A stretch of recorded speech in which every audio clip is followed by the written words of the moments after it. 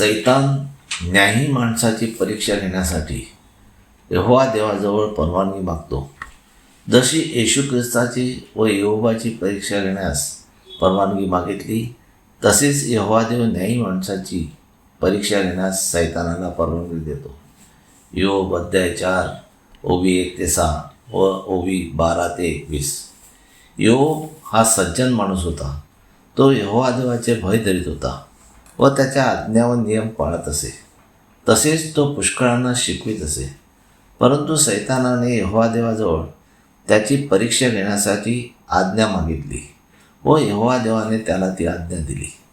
त्याप्रमाणे सैतानाने योबाचे घर, त्याची सर्व मुले, गुरेढोरे ही सर्व नाहीशी केली.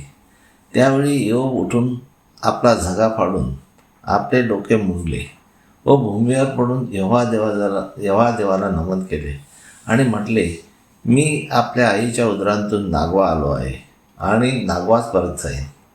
यहोवाने दिले, यहोवाने परत घेतले आहे. यहोवा देवाचे नाव धन्यवादित असो. या सर्वात योबाने पाप केले नाही आणि मूर्खपणाने यहोवा देवाला दोष लावला नाही.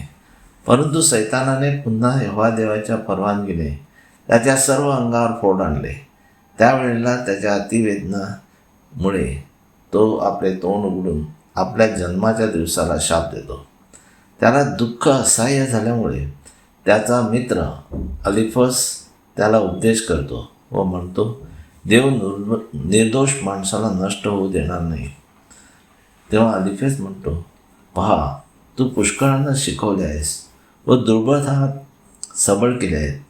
जो पडत होता त्याला तुझ्या वचनाने धीर दिला आहे आणि तू लटपटीत गुडघे दृढ केले आहेत. परंतु आता तुझ्यावर ते आले म्हणून तू कष्टी होतोस. तुला ते लागले म्हणून तू व्याकुळ झाला आहेस. यहोवा देवाविषयीचे तुझे भय हाच तुझा भरोसा आहे आणि तुझ्या आचरणाची सात्विकता हीच तुझी आशा नाही काय? पुढे तो म्हणतो, आता एक गोष्ट गुप्तपणे माझ्याकडे आली. तिची गुणगुण माझ्या कानी पडली. मनुष्याला गाढ झोप लागते तेव्हा मी रात्रीच्या दृष्टांतात विचारत असता मला भय प्राप्त झाले व थरथर काप सुटला. त्याने माझी हाडे थरथर कापवली. तेव्हा यहोवा देवाचा आत्मा माझ्या मुखापुढून गेला. माझ्या अंगावर रोमांच उभे राहिले. तो उभा राहिलेला पाहून मी त्याचे रूप स्पष्ट न्याहाळले नाही व मी पाहू शकलो नाही.